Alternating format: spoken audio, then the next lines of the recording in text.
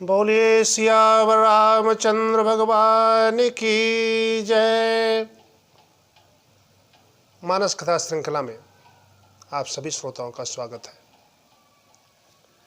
आइए, बड़े आनंद का प्रसंग चल रहा है।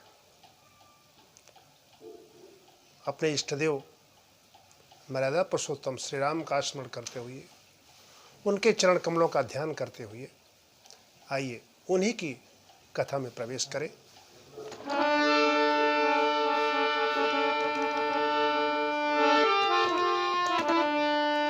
नीलाम्बुजश्यामलकोमलाङ्गं सीतासमारोपितवामभागं पाणौ महासायकचारुचापं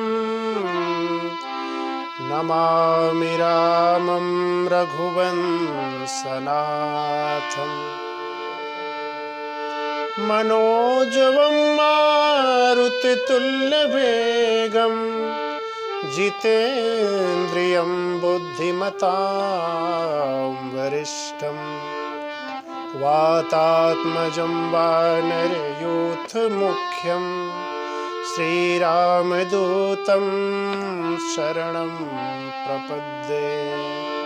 बोलिए सियावर रामचंद्र भगवान की जय। प्रभु का अवतार इस धराधाम पर तब होता है विशेषकर जब विप्र और संत ये दोनों सताए जाते हैं। गोस्वामी जी ने लिखा, विप्रधेनु सुर संतहित लीन मनुज अवतार, निज इच्छा निर्मित तनु माया गुण गोपाल। अपनी इच्छा से, स्वेच्छा से उनका रूप स्वयं को द्वारा बनाया हुआ होता है, किसी के परतंत्र होकर नहीं, किसी के अधीन होकर नहीं, क्योंकि भगवान तो परम स्वतंत्र है। प्रभु श्री राम का प्राकट्य हुआ और भक्तिमयी मैया कौशल्या के आदेश से उन्होंने वही रूप धारण किया, वही अवस्था ग्रहण की जैसी उनकी आज्ञा थी। माता ने कहा कि भगवान, मैंने तो छोटे शिशु के रूप में आपको मांगा था और आप आ गए अपने ऐश्वर्यशाली रूप में। प्रभु ने हाथ जोड़े कहा, मैया क्या आदेश है, क्या करूं? तो कहा, यहाँ लौकिक बालक जैसे रोता है उसी ढंग की सारी क्रियाएं तुमको करनी पड़ेंगी, सारी लीलाएं तुमको करनी पड़ेंगी। और प्रभु मन में मुस्कुराते हुए माता की आज्ञा अनुसार छोटे शिशु बन गए और बड़े जोर से रोना शुरू कर दिया। तब लोगों को पता चला, जिसकी भूमिका कल दे चुका हूं आपको, भूमिका बन चुकी है कल।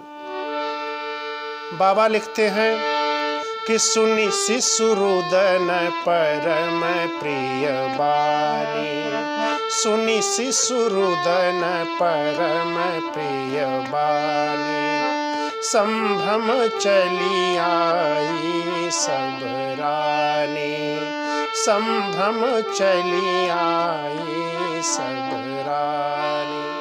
सभी रानियों को, कौशल्या माता के तीनों रानियों की गर्भावस्था का तो पता था, लेकिन संभ्रम उतावली होकर के तुरंत दौड़ी चली आई।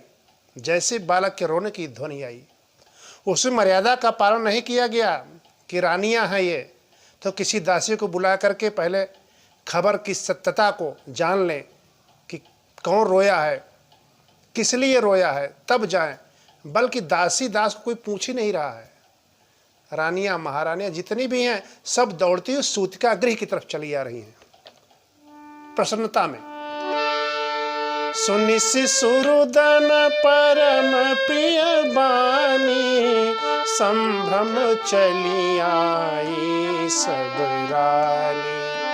हर्षित जहाँ तहाँ धाई दासी, आनंद मगन सकल पुरवासी। कौशल्या महारानी को लल्ला हुआ, कौशल्या महारानी को लल्ला हुआ। ये खबर बिल्कुल त्वरित गति से हर जगह फैल गई और सबसे पहले समाचार मिला किसको? महाराजा दशरथ को। दशरथ पुत्र जन्म सुनि काना, मानहु ब्रह्मानंद समाना। महाराज दशरथ के कानों में जैसे एक दासी ने जाकर कहा, महाराज बधाई हो, कौशल्या माता ने सुंदर सलोने लल्ला को जन्म दिया है। तो महाराजा दशरथ प्रेम के अतिरेक में उठ ही नहीं सके, उनके शरीर की चैतन्यता खत्म हो गई, सुध बुध खो गई। बाबा गोस्वामी लिखते हैं, जैसे ब्रह्म चिंतन में जब साधक होता है तो अपने शरीर के सुध बुध खो देता है, शरीर की क्रियाओं को उसको ध्यान नहीं रहता है, उसका चित्त एकाग्र हो जाता है उस ब्रह्म के चिंतन में। वही ब्रह्म तो आया है, तो ब्रह्म ही जब सलोने बालक का रूप धारण करके आया है, तो मानो बालक के जन्म का समाचार नहीं है जो कानों में पड़ रहा है दशरथ जी के, बल्कि ब्रह्म के आगमन का समाचार है, ब्रह्म के आनंद का समाचार है। वैसी उनकी प्रतिक्रिया हुई उनके शरीर की। दशरथ पुत्र जन्म सुनि काना, मानहु ब्रह्मानंद समाना, मानहु ब्रह्मानंद समाना। आनंद की प्रसन्नता में जब थोड़ी चैतन्यता आई, कुछ देर बाद उनको पता चला कि जाकर नाम सुनत शुभ होई, जाकर नाम सुनत शुभ होई, मोरे गृह आवा प्रभु सोई, मोरे गृह आवा प्रभु सोई।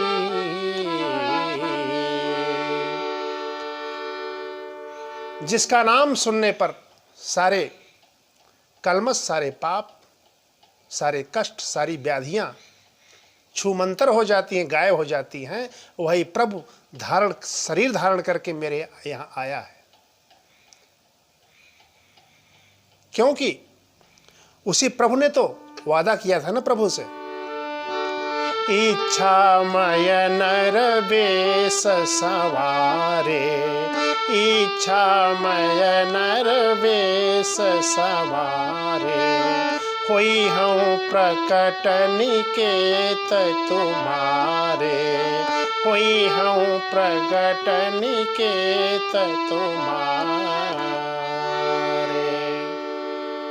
महाराजा दशरथ को पता चला, भरपूर पुरस्कार पाया जिस दासी ने समाचार सुनाया। पागलों की भांति महाराज दशरथ अपने गले में मणिमाणिक की मालाओं को तोड़ तोड़ कर फेंकने लगे। और फिर क्या था, जब ये समाचार हर जगह पहुंचा, पुरवासियों में स्वर्गलोक पाताल लोक इस समाचार से व्याप्त हो गया, तो गही गही गगन दुंदुभी बाजी, देवता लोग हर्षित होकर के पुष्प वर्षण कर रहे हैं। सुमन वृष्टि आकाश ते होई, सुमन वृष्टि आकाश ते होई, ब्रह्मानंद मगन सब लोई, ब्रह्मानंद मगन सब लोई। बरसहि सुमन सुअंजलि साजी, बरसहि सुमन सुअंजलि साजी, गह गही गगन दुंदुभी बाजी, गह गही गगन दुंदुभी बाजी। महाराज दशरथ जी के द्वारा गुरु वशिष्ठ के पास समाचार भेज करके उनको बुलाया गया और गुरु वशिष्ठ आए। क्या किया? नंदी मुख श्राद्ध कर जात कर्म सब कीन, हाटक धेनु बसन मनी कहूँ विप्रन कहूँ दीन, कहूँ विप्रन कह दीन। भरपूर पुरस्कार बख्शीशें सब दास दासियों पर विप्रों को दान दिया गया। स्वस्ति वाचन हो रहा है और तीनों लोक में आनंद छाया हुआ है। सर्वत्र प्रभु श्री राम की, उस परमेश्वर की जय जयकार हो रही, दशरथ की जय जयकार हो रही है। और एक बड़ी महत्वपूर्ण अवधारणा लिखते हैं गोस्वामी जी इसी अवसर पर। सर्वस दान दीन सब काहू, सर्वस दान दीन सब काहू, जेहि पावा राखा नहीं ताहू, जेहि पावा राखा नहीं ताहू। इसके कई भाव व्यास लोग व्यक्त करते हैं। आइए जरा एक दो भाव पर हम भी एकाग्र होते हैं। सर्वस दान दीन सब काहू। पूर्ववासियों ने या जिन्होंने ये समाचार प्रभु के जन्म का सुना, राम के जन्म का समाचार सुना, अपना सर्वस्व ही दान दे दिया सबको। और जिसको दान दे दिया उसने भी दान नहीं रखा तो दान गया कहाँ? कई लोग इसमें अपने अपने मत व्यक्त करते हैं, लेकिन हमारे बाबा तो सारे प्रपंचों से बच जाते हैं और सीधा सरल रास्ता अपना करके प्रभु की भावपूर्ण कथा में मन को एकाग्र रखते हैं। संख्यात्मक दृष्टिकोण नहीं रखते हैं। अन्य शास्त्रों में, अन्य पुराण की कथाओं में आप देखेंगे कितने वर्ष का मनवंतर, कितने कल्प, कितने ब्रह्मक, कितनी आयु, इन सब तमाम प्रकार के उसमें व्याख्या दी रहती है। लेकिन बाबा इन सारे झंझटों से बच करके कहते हैं मैं तो सरल रूप से प्रभु की कथा, भावपूर्ण कथा में ध्यान रखूंगा। हमारा संख्यात्मक दृष्टिकोण नहीं है कि इतने हैं, कितने हैं, क्या है क्या नहीं है। उसी प्रकार से यहां भी इन्होंने कहा कि आनंद के अतिरेक में सबने अपना सर्वस्व निछावर कर दिया। विप्रों को दान दिया गया, लेकिन उन विप्रों ने भी दान अपने पास नहीं रखा। लेकिन सबने नहीं रखा, ऐसी बात नहीं कि सबने दान लुटा दिया। और कई ब्राह्मण ऐसे थे जो दान लेते नहीं, उनका नियम था, तो उन्होंने उस दान को भी दूसरे को दे दिया। इस अर्धाली का मतलब ये है, जे पावा राखा नहीं ताहू, जेहि पावा राखा नहीं ताहू। राम जन्म का उत्सव अयोध्या के महल में ही नहीं बल्कि अयोध्या के हर घर घर में मनाया जा रहा है। लोग अपने अपने तरीके से प्रभु का जन्मोत्सव मना रहे हैं। गृह गृह बाज बधाव शुभ, प्रगटे सुषमा कंद, हर्षवंत सब जहाँ तहाँ, नगर नारी नर वृंद, नगर नारी नर वृंद। हर जगह राम का जन्मोत्सव मनाया जा रहा है। इसी अवसर पर नहले पर दहला और शुभ समाचार आ गया। और बाबा इस कथा को आगे बढ़ाते हुए लिखते हैं कि कै कै सुता सुमित्रा दो, कै कै सुता सुमित्रा दो, सुंदर सुत जनमत भैरो, सुंदर सुत जनमत भैरो।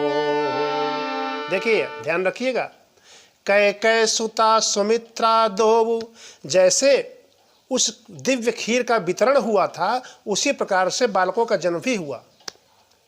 कौशल्या महारानी को पहला भाग मिला था, सबसे पहले अर्धभाग कौशल्य ही दीन्हा, तो उनके गर्भ से सबसे पहले शिशु जो राम जी उनका अवतार हुआ, उनका जन्म हुआ। और उसके बाद में कैकेयी को मिला, तो यहाँ कैकेयी का भी नाम पहले ले रहे हैं गोस्वामी जी। कैकेयी सुता, और उसके बाद सुमित्रा को अंत में मिला था। दोनों महारानियों से दो दो आने वाला 2 भाग, कौशल्या से भी और कैकेयी से भी। इसलिए यहाँ लिखा कि कैकेयी सुता सुमित्रा दो, सुंदर सुत जनमत भय ओहु। फिर क्या था, फिर तो और भी दूना चौगुना कई गुना आनंद बढ़ गया, और सब लोग उन्मत्त होकर नाच रहे हैं, मस्त होकर के। और बाबा लिखते हैं कि उस समय के आनंद का वर्णन मैं कौन होता हूं करने वाला, मेरी तो सामर्थ्य नहीं है। उस समय के आनंद का वर्णन तो जो स्वर्गलोक का वक्ता है वो भी नहीं कर पाया, जो पाताल लोक का भी वर्णन करने वाला है वो भी नहीं कर पाया, तो मृत्यलोक का वक्ता यहाँ किसकी सामर्थ्य है जो उस समय के आनंद का वर्णन करे। और एक ही अर्धाली में समेटते इस भाव को, आनंद लीजिए। कैकेयी सुता सुमित्रा दो, सुंदर सुत जनमत भय वह सुख संपत्ति समय समाजा, वह सुख संपत्ति समय समाजा। वर्णन करने में स्वर्गलोक के वर्णन की जिम्मेदारी किसकी है? शारदा महारानी की है, माता सरस्वती की है। वहां की खबर लिखते हैं गोस्वामी जी, कही न सकई सारद। स्वर्गलोक में भी नहीं कहा जा सकता, वहां भी इस अयोध्या के महोत्सव का वर्णन करने का सामर्थ्य किसी में नहीं है, सरस्वती में भी नहीं है। और पाताल लोक में कही न सकई सारद, पाताल लोक में अहिराजा, कही न सकई सारद अहिराजा। बोलिए सियावर रामचंद्र भगवान की जय। अब तो चारों राजकुमार आ गए, माता कौशल्या के श्री राम जी आ गए, कैकेयी मैया के भरत जी आ गए, और सुमित्रा के भी 2 लाल हुए, जिनका नाम नामकरण प्रसंग में रखा जाएगा, लेकिन वो नाम तो आप जान ही रहे हो। श्री लक्ष्मण जी महाराज, श्री शत्रुघ्न जी महाराज, ये चारों के चारों राजकुमार आ गए। फिर अयोध्यापुरी की तो शोभा ही बढ़ गई। उस शोभा को देख करके, उस पुरी को देख करके देवता भी ईर्ष्या कर रहे हैं। और गोस्वामी जी काव्य कला जरा देखिए, अयोध्यापुरी का किस प्रकार से वर्णन करते हैं। अवधपुरी सोहई भांति, अवधपुरी सोहई भांति, प्रभु ही मिलन आई जनुराती, प्रभु ही मिलन आई जनुराती, अवधपुरी सोहई भांति। अवधपुरी सो रही है, सुशोभित हो रही इस प्रकार से जैसे रात्रि ही प्रभु से मिलने के लिए आ गई हो। अब आप कहेंगे दिन के मध्याह्न में प्रभु का जन्म होता है, ठीक 12 बजे चैत्र मास के शुक्ल पक्ष की नवमी में, और रात कैसे आ गई उस 12 बजे? तो रात्रि का आगमन कैसे लिखा उन्होंने? कहा प्रभु के जन्म के अवसर पर मानो गोस्वामी तुलसीदास जी अपनी लेखनी की कला से, अपनी काव्य कला से दिन रात सबको उनकी कृपा का प्रसाद बांट रहे हो। मानो प्रभु दिन को भी कृतार्थ कर रहे हो और रात्रि देवी को भी कृतार्थ कर रहे हो, संध्या को भी कृतार्थ कर रहे हो। ऐसा वातावरण प्रस्तुत कर दिया गोस्वामी जी ने दिन में ही। कैसे? अगर धूप जनु चहु अंधियारी, अगर धूप जनु, चारों ओर जो अगर धुआं, अगर का और धूप का जो धुआं उड़ रहा है, मानो उससे सूर्यदेव का जो प्रकाश है वो छिप गया, वो जरा अंधकार में बदल गया। अब संध्या में तो लालिमा भी होती है, गोस्वामी जी से पूछा गया तो कहा लालिमा पैदा कर देता हूं मैं।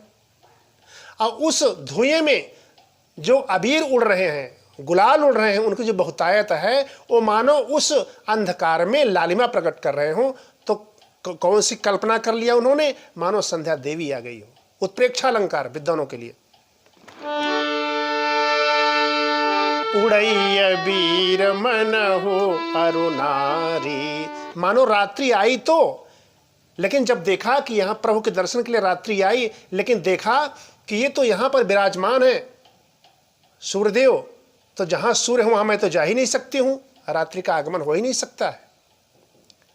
तो प्रभु कृपा से जब गोस्वामी जी ने रात्रि का आगमन करवाया धुएं के माध्यम से, धुएं का रूपक दे करके, धूप के धुएं का रूपक दे करके, तो जैसे ही सूर्यदेव को देखा मानो तो सकुचा गई और संध्या देवी, और सकुचा गई तो उसके गालों पर लालिमा फैल गई। मानवीय अलंकार। उड़ई अबीर मन हो अरुणारी, देखी भानु जनो मन सकुचानी, देखी भानु जनो मन सकुचानी, तदपि बनी संध्या अनुमानी, तदपि बनी संध्या अनुमानी। मानो सकुचा गई हो कि प्रभु मैं आई तो अच्छे अवसर पर नहीं हूं, लेकिन आई हूं तो आप मुझे कृतार्थ करें। अब लोगों ने पूछा, गोस्वामी जी संध्या के समय में तो तारे भी होते हैं, और तारे कहाँ दिखाएंगे आप दिन में? तो बाबा कह रहे हैं, जब धुआं फैल गया दिन के 12 बजे तो रात्रि का आवरण हो गया। अबीर की बहुतायत से संध्या मानो रात्रि सकुचा गई। अब तारे दिखलाता हूं और चंद्रमा भी दिखलाऊंगा आपको। मंदिर मणि समूह जनु तारा, मंदिर मणि समूह जनु तारा। महल में जो मणियां लगी हुई हैं मानो वही तारागढ़ है। और चंद्रमा, नृप गृह कलश सो इंदु उदारा, नृप गृह कलश सो इंदु उदारा। ऐसा वातावरण गोस्वामी जी ने अपनी काव्य कला के माध्यम से उत्पन्न कर दिया। मानो संध्या देवी ने प्रभु के दर्शन किए और प्रभु से कहा, प्रभु आप तो हमारे समय में आए नहीं हो, आप तो दिन में आए हो, तो मैं आपके पास आई हूं, कुछ तो हमको वरदान दीजिए आप। तो मानो प्रभु ने कहा कि देवी मैं इस जन्म में तो दिन में आया हूं, लेकिन मैं वादा करता हूं अगला जन्म मैं तुम्हारे रात्रि में आऊंगा, तब तुमको कृतार्थ करूंगा। तो संध्या देवी ने हाथ जोड़ लिए, कहा प्रभु लेकिन इस जन्म में जब अभी आई हूं तो इसका क्या मोल, क्या मेरा आना बेकार चला जाए, कुछ नहीं मिलेगा? तो प्रभु ने कहा नहीं नहीं, मेरे पास जो आता है उसको मैं तो देता अवश्य हूं, कोई खाली हाथ मेरे पास तो जाता ही नहीं है। सिर्फ इतना करूंगा अभी इस जन्म के लिए कि रात्रि का जो प्रतीक है वो चंद्रमा, उसको अपने नाम के आगे लगा देता हूं मैं। और तब से लोग कहने लगे, श्री रामचंद्र कृपालु भजु मन, हरण भव भय दारुणम, नव कंज लोचन कंज मुख कर कंज पद कंजारुणम। श्री राम श्री राम श्री राम श्री राम। बोलिए सियावर रामचंद्र भगवान की जय। कृतार्थ होकर मानो रात्रि वापस चली गई। और फिर लेकिन वो सूर्यदेव तो डटे हैं, उनको इतना आनंद आ रहा है, उन्हीं के कुल में ब्रह्म का अवतरण हो गया है, ब्रह्म शिशु बन करके आया है, तो ऐसा अवसर क्यों जाने दें अपने हाथ से। उनका सारथी भी अरुण नाम का सारथी है सूर्यदेव का, वो भी मानो सुध बुध खो करके रथ का संचालन करना ही भूल गया। सूर्यदेव के घोड़े भी चलना ही भूल गए और सूर्यदेव स्वयं ही अपनी सुध बुद्ध खो करके प्रभु के जन्म का महोत्सव देख रहे हैं, उनका दर्शन कर रहे हैं प्रभु का।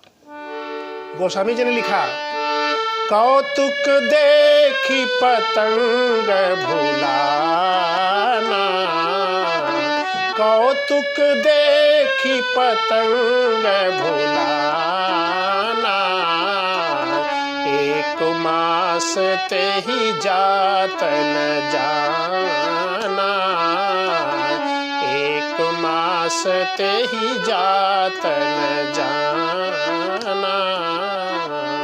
एक महीने तक डटे रहे अयोध्या के उस आसमान पर सूर्यदेव, कहीं गए ही नहीं। लोगों ने कहा सूर्यदेव ने समय का प्रतिबंध तोड़ दिया है, समय की मर्यादा तोड़ दी है। तो बाबा कहते हैं जहां पर ब्रह्म स्वयं आया हुआ है, उसका अवतार हुआ है, तो आनंदातिरेक में सारी मर्यादा अगर टूटती है तो भी भगवान की ही कृपा है, और मर्यादा टूटी नहीं तो हमारा भ्रम है।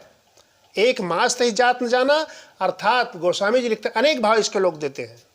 मास दिवस कर दिवस भा, मरम न जानई कोई, रथ समेत रवि था क्यों, निशा कवन विधि होई। अर्थात एक भाव देकर के आगे चलूंगा। आनंद के अतिरेक में महोत्सव राम जन्म का रातों दिन चलता रहा। न किसी को खाने की सुध, न पीने की सुध, न तो किसी के प्रतिदिन की नित्य कर्म की सुध। सब नाच रहे हैं, गा रहे हैं, महोत्सव में आनंद प्राप्त कर रहे हैं। ऐसी धूम मची हुई है, किसी को समय का पता ही नहीं चला। अर्थात एक महीने तक रातों दिन ये चलता रहा महोत्सव। इसलिए गोस्वामी जी ने लिखा कि जातन जानिय दिन यरु राती, जातन जानिय दिन यरु राती, जातन जानिय दिन यरु राती, अवधपुरी सोहई यही भांति, जातन जानिय दिन यरु राती, जातन जानिय दिन यरु राती।